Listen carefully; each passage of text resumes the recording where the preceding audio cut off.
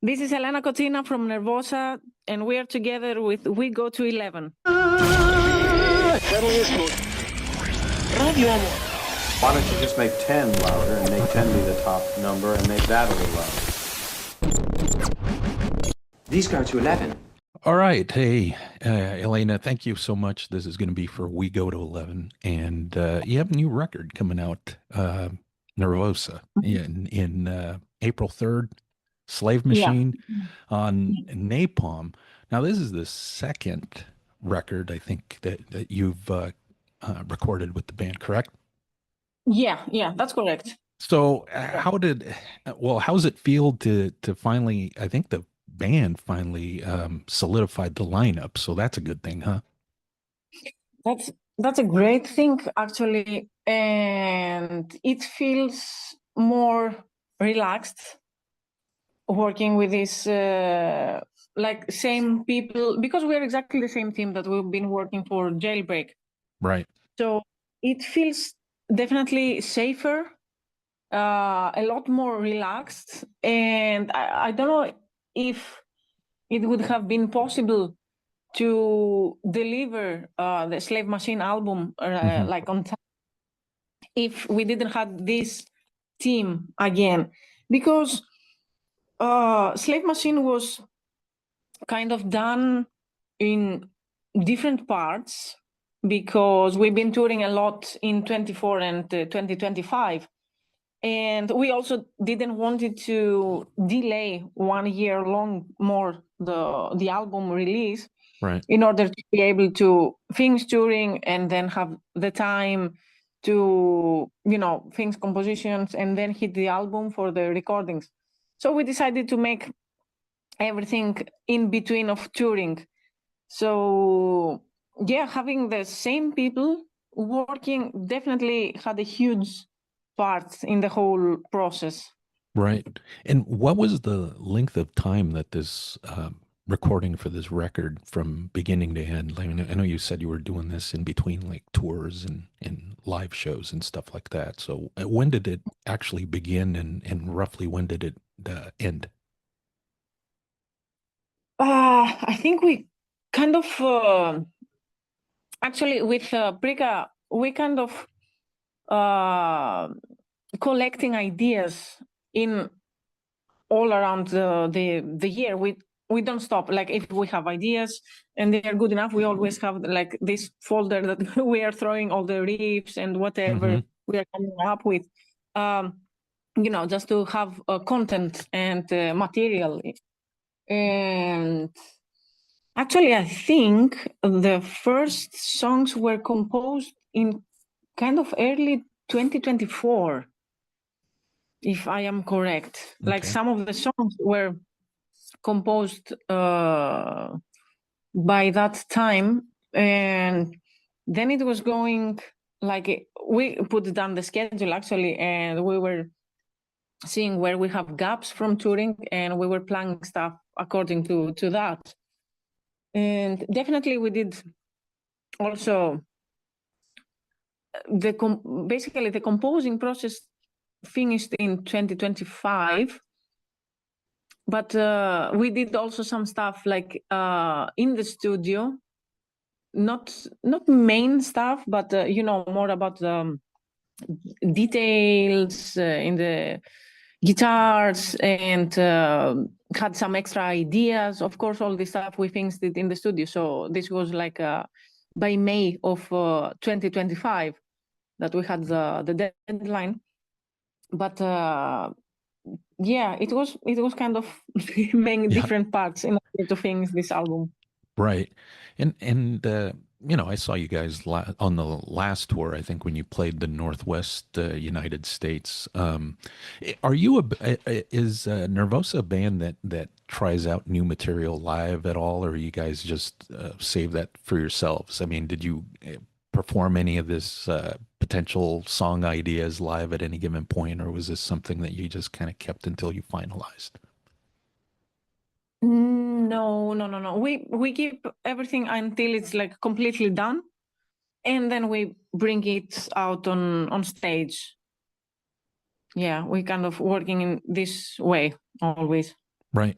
And you mentioned Mhm. that you would throw these ideas into a folder, riff ideas, I think. And did you guys record additional material than the dozen tunes that are on this album, or was that kind of the extent of it, just these dozen tunes? No, we had more material, but the ideas were cool, but Hmm. not cool enough to be in the album, or not matching like that much with the rest of the songs. Right. So, and we didn't need actually more songs, so we didn't force it, to put it in there. We said like, okay, it doesn't fit for this one, but you never know, and we just left it there. Maybe we use it in the next, maybe not, but it's always good to have like more material than you Additional. need. Yeah. Yeah. Yes, exactly, Uh, uh, exactly. and I'm with you. I mean, I think the 10 track, 12 track album is probably about right, because I think a lot of bands sometimes they try to cram additional material onto a record and it just kind of bogs it down a little bit. Yeah, definitely I'm not into those people. I can't, like 12 is my maximum. Yeah. There's Like not gonna there's not gonna be like a Nervosa double CD set or something down the road, right? no, we would prefer like to release like another album, kind of Sure. like, let's say, not waiting 2 or 3 years, so, and we can maybe release an album like in the next year, for example, if we have so much material left, rather than releasing a double album or something. Like, I was never this type of listener. I can't focus when I have too many choices. Yeah.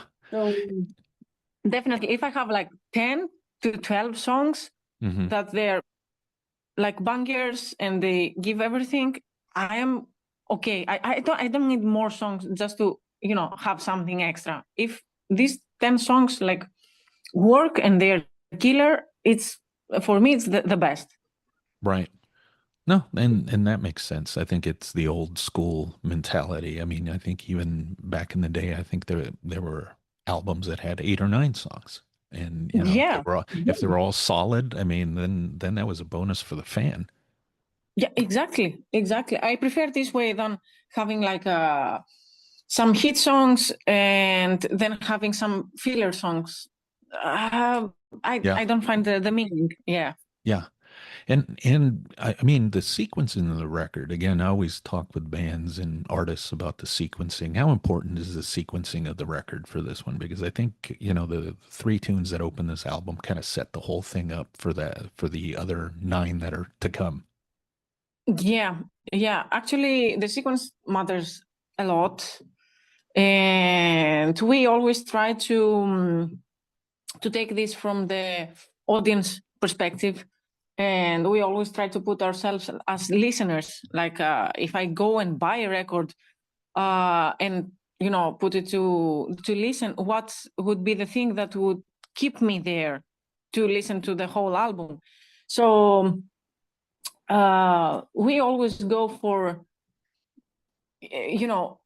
kind of straight. Like, we start with banger songs, with the most like hit songs, and the songs that are gonna keep people there and arrive to the middle of the album, and then listen everything towards the end of the album. We're not like thinking a lot like, we might put this like very fast song in there, maybe we have to slow down a bit. No, we're just going like straight. Mm-hmm. Yeah. Just go for the throat pretty much. Yeah. And at one point, I mean, because even that, I mean, that's awesome. But even that, to a degree, you do have to have that balance, because I think if you just pummel, it kind of loses a little something. So I like appreciate the fact that you guys, the way you sequence this record, it has a nice flow to it. Yeah. Yeah, well, we tried that as listeners too. We were glad that we were able to finish the album like just a few days earlier than our deadline, and we had the time to sit down and have our mind and our ears clear, Right. and yeah, and have a listen to the whole thing and see how it feels, and make sure that everything was in the correct order. Right. Yeah. No, I can't say enough about those three tunes. I mean, Impeding Doom, Slave Machine, Ghost Notes. I mean, it just sets up the record brilliantly. And if I just had those three songs, I'd be fine with it. But, you know, you get a bonus. You get the other nine. Actually, yeah. So, you know, as you guys have worked, like you said, as a cohesive unit here in the last for couple records, but you obviously have, you know, some of the classic material and stuff. How difficult is it becoming for you guys to have a say in what is going to make the set list? Because, you know, I think more so if you're a headliner, you have a little bit of liberties that you can have. But if you're supporting, you know, you definitely want to represent the new record, but at the same time, you don't want to exclude some of the classics. So at this point, how painstaking is that for you guys these days? Actually, it's hard. It's really hard to, I mean, as you said, like if we're headliners and we have a set for, I don't know, 75 to 90 minutes, then we're good because we can include all the classic old stuff. We can include more recent stuff. We can play more from the latest albums. So we're good. But yeah, truth is, when it comes to support or when it comes to festivals, there it's getting really, really hard, really tough, because especially like, for example, if you go out to promote the new album but you're going out as a support in a bigger band, and you might have like a set of 35 to, I don't know, 40, 45 minutes maximum, and you want to promote like the latest album, of course, but you also want to please people with the classic hits, you know, and you want to please the new fans, you want to make the favor for the old fans. So it's really hard. And actually, we've been rehearsing these last days and thinking and trying to make some set lists, like just in case we are opener, just in case we have a longer set. Yeah, and we are still experimenting with that because we also have to make it feel right for us, also work in the show, you know. And yeah, I still cannot tell because Jailbreak was the first album that I was in. So making after the set list, I had an idea, and also Prika was much more experienced and she knew which songs work on live shows. But now having like a Jailbreak plus Slave Machine and wanting to present something different also on stage, let's see, it will be a surprise also for us. If you had to say, I mean, what are two tunes off the new record that you would think would make the set? Oh, like a Slave Machine is for sure in. In which order it will be? We're trying many different places for Slave Machine. Sure. And like the three singles are for sure in there. But I'm really curious how Ghost Notes is going to, because it's a song that I'm really looking forward to play on stage, because it's one of the grooviest songs of Nervosa. Right. And has this like kind of epic melody sing-along parts. So to me, like I really have this image when I play and practice the song here at home. I can imagine us playing that in like a big festival stage, you know. But I'm really curious how people are going to react. I think that they are going to sing along, you know, the melodies. Like I hope so. Yeah. I mean, that would be my. It will be like you know. Let's see how it's going to work. Yeah. Yeah, that'd be my vote for Ghost Notes. Mm-hmm. But for the Mm-hmm. reason that you said is it's made to kind of be in the live setting, performed in the live setting. So Yeah, uh, exactly. so for yourselves, I know as far as with the guitar work and stuff like that, how do you guys divvy that out or divide it out and see who does what? And is there a formula for that, or how do you guys determine that? Kind of. I mean, before the band had only one guitar player, and that was Prika. So she was assuming everything, like the rhythm parts, the lead parts, the solos. Right. But by the point that I came and now we have like two guitars, and she assumed the vocals. So it's kind of too much, like having everything about guitars plus the vocals, and it's too much. And from the point that we are two guitars, we split, like I have most of the solos and almost all the leads, and sometimes we are sharing leads with these double solo Right. melodies. So for her to be able also to enjoy the show and be kind of more free. Otherwise, like if she has to play the rhythm, the solos, and sing, she don't have the freedom like to move, like to interact with the people, and it wouldn't make sense like then to have two guitars. So yeah, most of the times it's like yeah, I have the solos and the leads, and sometimes we are just sharing in some melodies. Right. For yourselves, I mean, I know you're going to play North America. That's a given. I think just given the fact that Mhm. you've developed a great following in the United States. But for you personally, I mean, what are some of the highlights of touring United States, North America, Canada as well? Mm, I love that tour. And we had kind of a lot of highlights because it was also like a long tour, Hmm. and we did the whole circle of US. Right. We went like for 2 months almost. And I really remember the show in Whiskey in Oh, okay. LA. Right. Because it was also one of the in the first, like it was in the first 10 shows or 10 days of the tour. It was kind of in the beginning, so it was like a really big surprise. It was a killer show in there. And then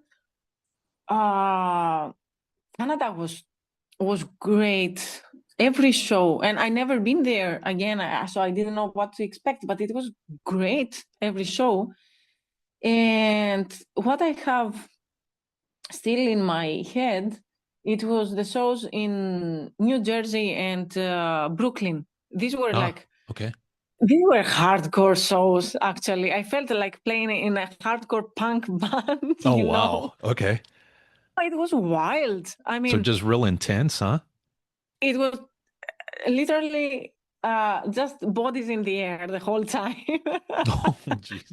No, in show in Brooklyn, I remember that I had to play completely, stuck with my back in my cabinet in the back, Oh, wow. because from the point that the first person like started to stage dive, then it was like endless. It was just, bodies arriving on stage and then jumping again. So we had to take a step back, in order not to, having people landing on our Sure. heads on Right. equipment. But it was really a massacre. I love these kind of shows. I love them.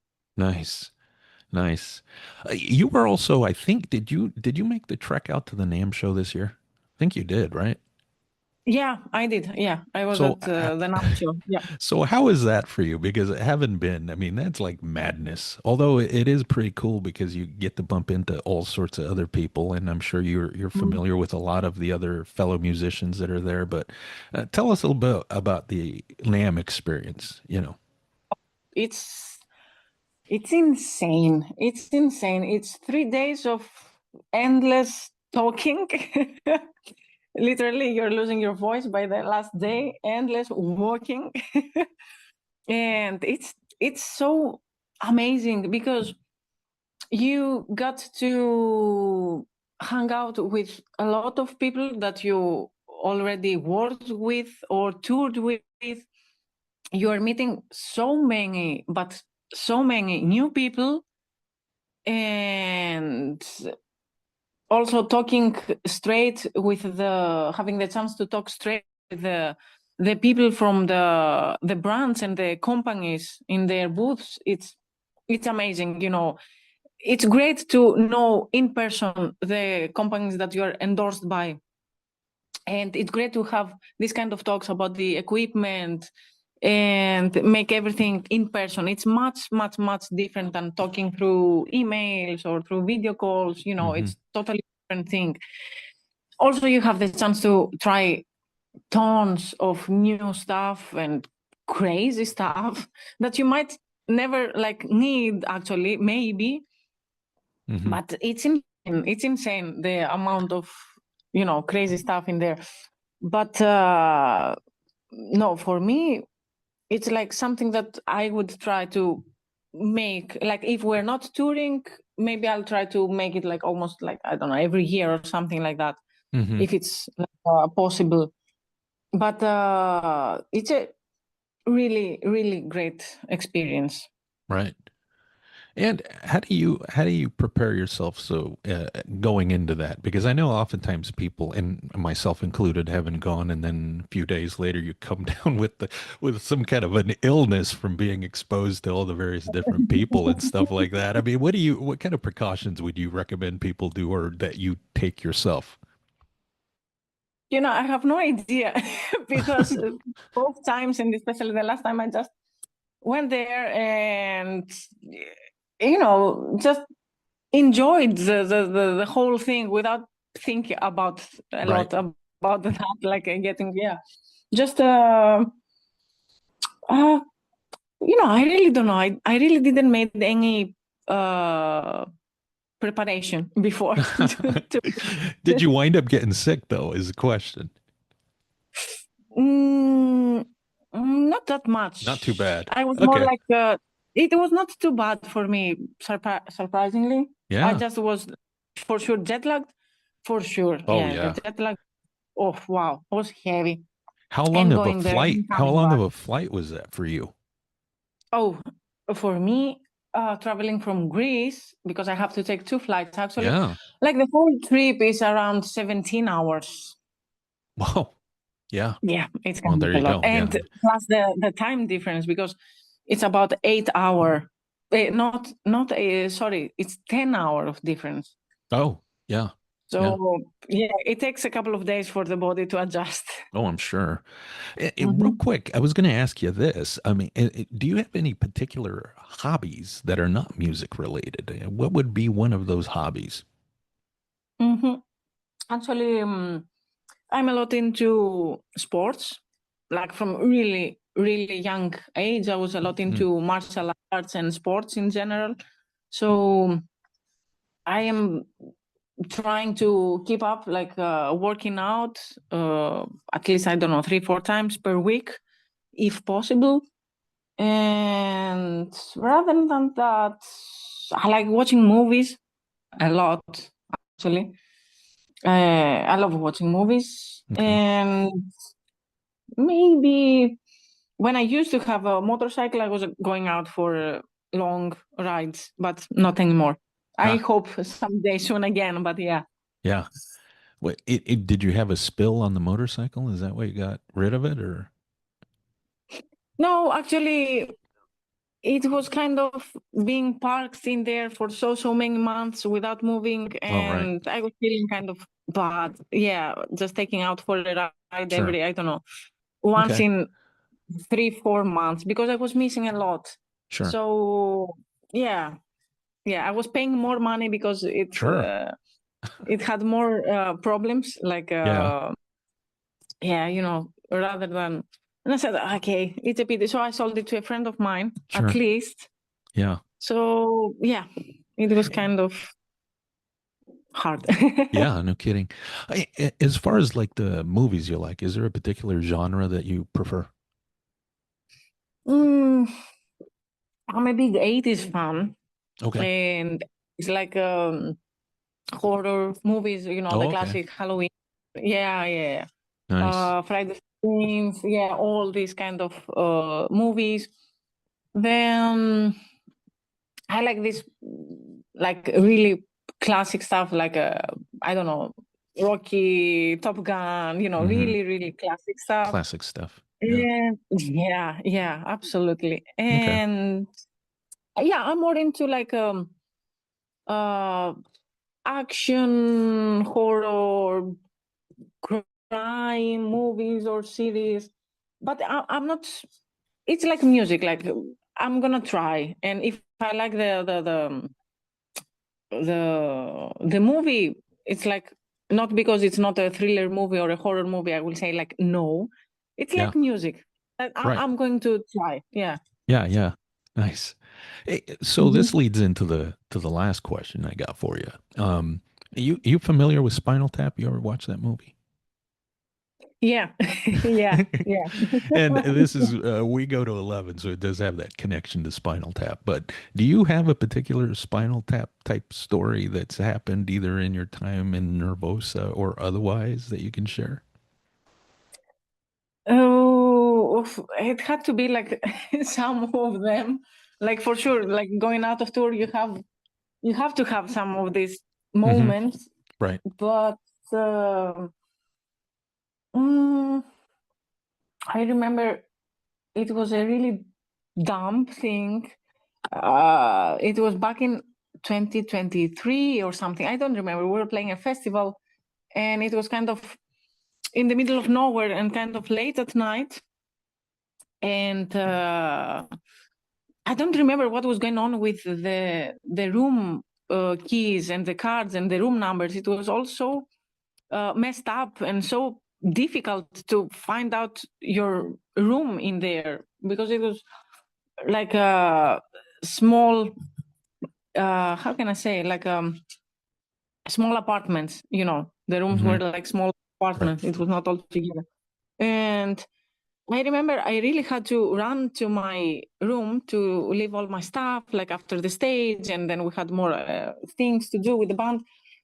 And I read my room number on my card completely the opposite way because it was like a 6, 9 something, and I completely read that in the opposite way, Hmm. and I went really, really far. And fortunately, I found some guy that was working in the hotel, and they had this kind of carts to move you all around the area.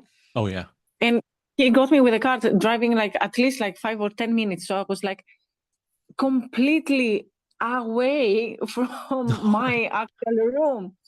And I got there. The guy said, "Oh, okay, you're here. Okay, I take all my stuff and I'm going to enter the room." Nothing. And I said, "Oh, holy fuck!" I was reading the card upside down, Oh. and I'm with all my equipment like a mile away at least Oh from where wow. I was supposed to be. Yeah, it was dumb. Yeah, I was just read everything. Yeah, Nice. amazing. Wow. Well, hopefully that Yeah. doesn't happen again. But at least you Yeah, can I laugh hope so. about I it. don't want to walk with my equipment 1 mile. Yeah, no kidding. Yeah, at least you can Uh-uh. laugh about it now, right? Yeah, now sounds like fun. Yeah. Yeah. So, Elena, thanks so much. Hey, I hope to see you in Portland, Oregon again. I think the Oh last time you guys were in Portland, did you not have yeah. like a relative that was selling merch? Wasn't it Oh, one of your relatives or it was somebody's relative that was in the band, I think. But super nice lady. Sold me a couple t-shirts. yeah, Andrea. Right. Yeah. Yes. So say She's hello to her. super She was cute. super nice. Yes, she's one of the cutest persons ever. Yes, Yeah. yes, absolutely. I will say it here. Yeah. Yeah. All right. Hey, Elena, thank you so much. Take care and we'll get you Thank you guys the so much. link. All right. Take care. Thank you. Yeah. All right. Bye. Bye bye.